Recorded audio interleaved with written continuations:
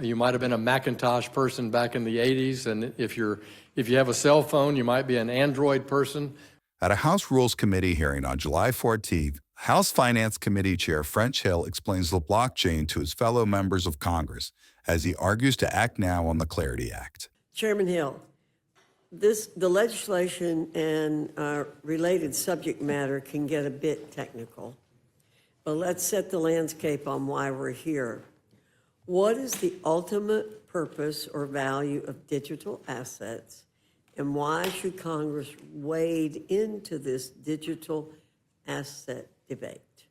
Digital assets are, you're seeing change because in the world of the internet, you're seeing new ways of doing computing than we grew up with, whether you might have had an operating system on your computer that was a DOS operating system, or you might have been a Macintosh person back in the 80s, and if you have a cell phone, you might be an Android person, or you might be an iOS Apple person. Yeah. Well, I haven't mentioned VHS and beta.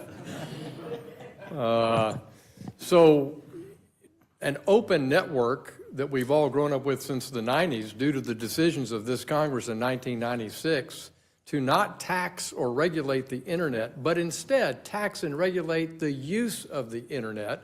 That is an open, permissionless network that you and I sent emails on, and then we created websites. And what's happening now is that permissionless system is coming to finance. It's coming to our peer-to-peer transactions, both in the United States and outside the United States, where we program a blockchain operating system, which is like an operating system you've had on your phone or on your computer, but it's a blockchain, decentralized operating system. And our rules don't fit that use. We used the word in the last Congress, fit for purpose. We're not trying to deregulate anything. We're trying to make law for both commodities and securities, and for things that are neither commodities or securities, so that consumers are protected, so that investors know how to raise money and start businesses, so that programmers and developers know how to write applications to facilitate peer-to-peer transactions. Let me just give you a quick example and I'll stop. Right now, if we use a traditional system to make a payment in a foreign country, we're going to take cash out of our bank. We're going to electronically move that through the bank or through Western Union, or we might write a check, or we might send a wire transfer to that person in another country, and it would be in dollars. And that person in the other country has to go to their bank and translate it into their currency. And those costs of the wire transfers or writing the check or the mail or sending that wire or the currency translation between the dollar and that other currency, all those have huge costs. And what you'll see in the future is on a blockchain operating system, you'll see that payment made internationally, and you'll take out the bulk of that cost. You'll increase speed, you'll increase accountability, increased fraud protections, and the like. So a blockchain system is an operating system like we've grown up with. It's now being programmed.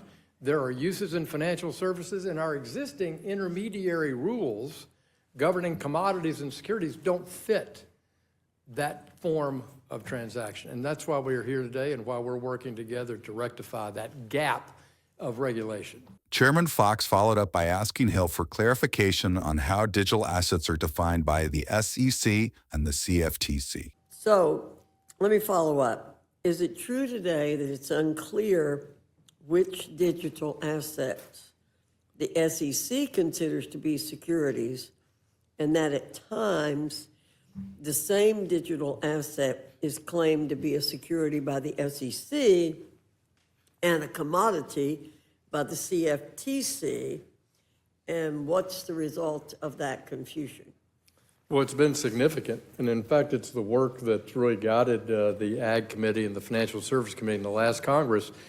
And during the Biden administration, Chairman Gary Gensler, who chaired the SEC, ruled that effectively all tokens were securities and that they should all be governed by the securities laws. And yet the federal court struck that down. They declared that Bitcoin or Ethereum were in fact decentralized commodities on and did not meet the definition of a security. And yet, Mr. Gensler, in that capacity as chairman, tried to put a square peg in a round hole. And what we've tried to do here is define in law, how is a token a commodity in law, and how is a token to be considered a security? And that is the clarity delivered by the Clarity Act. And of course, we can use examples, but I'd yield to Don or GT if they want to comment on that.